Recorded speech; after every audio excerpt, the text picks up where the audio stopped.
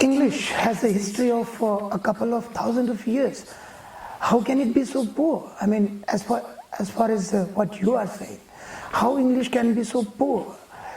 Of course, there are people, there are experts who have already said that the meaning is lost in translation. It may happen in terms of any language, but English happens to be a language with a history of a couple of thousand years, isn't it?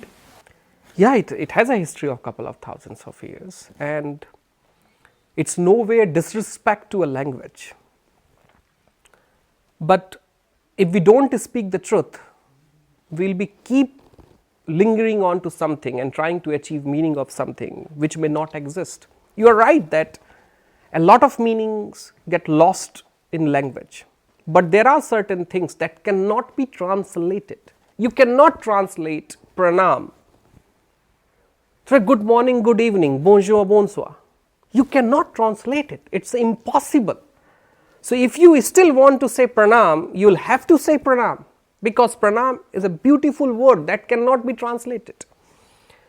Actually, interestingly, I must say what pranam means. That we call prana. In our whole holistic tradition, there is a word called prana. Prana is our the being of us, the truth. Let's call it truth. So when we say pranam, we say that the prana of yours and prana of mine, we both become equal through our vibration. That's why prana and I am. I am is a vibration. So we become so humble that let us seek the unity between us, and that's what the pranama is.